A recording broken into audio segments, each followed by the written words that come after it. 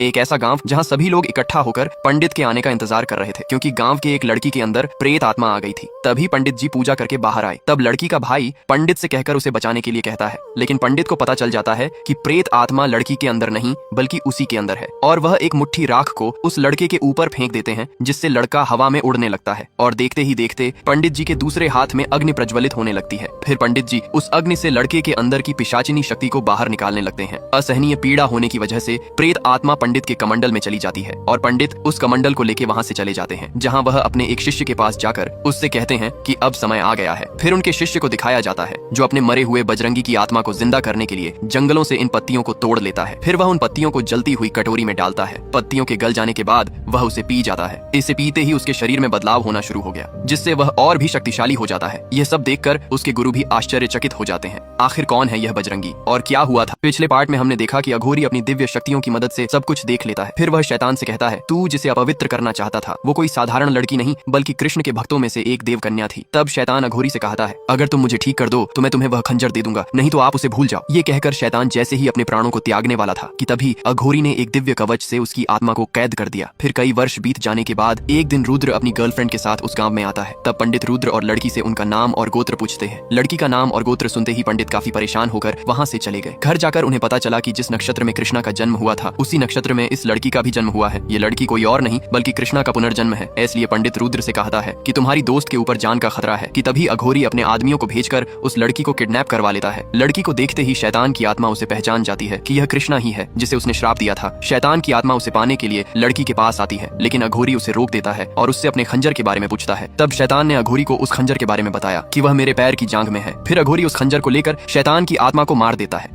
एक बार रुद्र जंगलों से होते हुए जा रहा था कि तभी उसे रास्ते में एक गर्भवती महिला मिली जो दर्द से तड़प रही थी। महिला के साथ वालों ने रुद्र से कहा कि अगर उसे समय से पहले वैद्य के पास नहीं ले जाया गया तो उसकी जान जा सकती है, क्योंकि उस गांव में बाढ़ आने के कारण आगे का रास्ता बंद था। रुद्र ने बिना देरी किए उस महिला को उठाकर बहती हुई नदी से पार करवा दिया और माँ बच्चे की जान बचाई थी। तभी से यह माँ बेटे रुद्र को अपना भगवान मानने लगते हैं। फिर हमें दिखाया जाता है कि रुद्र ने जिन धनवंतरी वंशज लोगों को कैद कर रखा था वह सभी जंगलवासी अपने बच्चों को न देखकर रुद्र के ऊपर चिल्लाने लगते हैं। तभी रुद्र उनके बच्चों को लेकर आता है और उन्हें उचित शिक्षा देने के लिए कहता है, जिसे देखकर उनके माता पिता काफी खुश हो जाते हैं और वे सभी रुद्र का साथ देने लगते हैं। एक दिन धनवंतरी वंशज के लोग रुद्र से कहते हैं कि आप जो कहेंगे हम वह करेंगे। तो रुद्र उन्हें एक बीमार महिला के पास ले जाता है और उन सभी से कहता है कि क्या आप लोग इस महिला की जान बचा सकते हो? उसे देखकर धनवंतरी वंशज के लोग अपना हुनर छुपाने के लिए उस महिला को बचाने से मना कर देते हैं। आखिर क्या होगा उस महिला के साथ, क्या वह बच पाएगी, देखेंगे नेक्स्ट पार्ट में।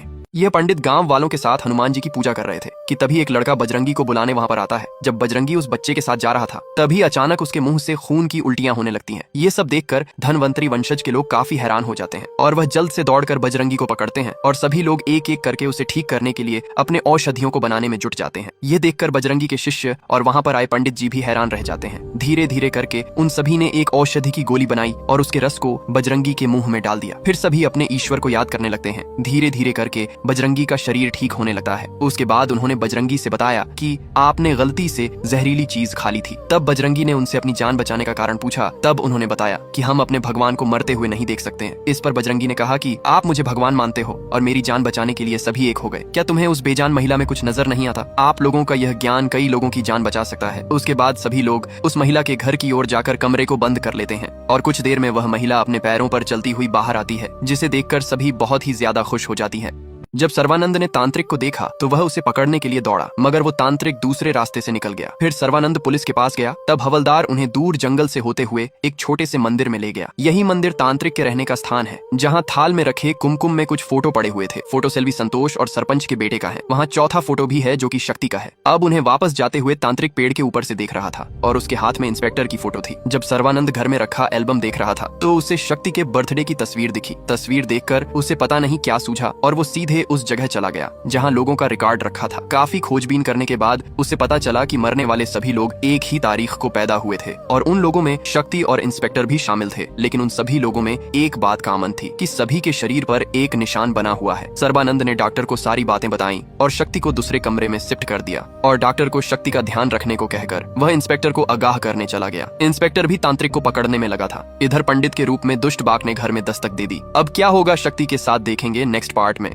शैतान पंडित के वेश में घर आकर छोटी बच्ची से मिलने की जिद करने लगा, जहाँ डॉक्टर ने उसे अंदर आने की आज्ञा दे दी। शैतान के अंदर घुसते ही बिजली चली गई, पर माँ की आत्मा ने रास्ते में लाइट फेंक दिया, मगर शैतान कांच पर से चल के निकल गया, जहाँ वह सीधे बच्ची के कमरे की ओर जाने लगा। और तब डॉक्टर को शक हुआ तो उसने उसे रोकना चाहा, लेकिन तब तक शैतान कमरे में घुसकर दरवाजा बंद कर देता है। फिर वो बच्ची को मारने आगे बढ़ने लगा। तभी माँ की आत्मा ने भी अपना विकराल रूप दिखाना चालू कर दिया। शैतान उसके सामने कुछ नहीं था। फिर माँ की आत्मा ने पीछे से उसकी गर्दन पकड़ी और घसीट कर बाहर फेंक दिया और शैतान दुम दबाकर भाग गया। इधर इंस्पेक्टर कुछ करता उससे पहले ही तांत्रिक ने राख फेंक कर उसे बेहोश कर दिया। फिर खींचकर एक जगह ले गया और उस पर तंत्र मंत्र करने लगा। तभी सर्बानंद भी वहाँ आ गया और उसने तंत्रिक को मारना चालू कर दिया। वो कहता रहा, मुझे छोड़ो, हमें उसे बचाना होगा। फिर अचानक इंस्पेक्टर का शरीर हवा में तैरने लगा। नीचे त्रिशूल गड़े हुए थे और इंस्पेक्टर का खेल खत्म। तांत्रिक ने थाने में शुरू से आखिरी तक की कहानी बताई। वह सभी लोगों को बचाने की कोशिश कर रहा था। अब 3 में से 2 लोगों को मारने के बाद अब शैतान केवल देव शक्ति से ही मार सकता था। इधर कोमा में पड़ी बच्ची को भी धीरे धीरे होश आने लगा और वह जाग गई। हनुमान जी को जन्म देने वाली माता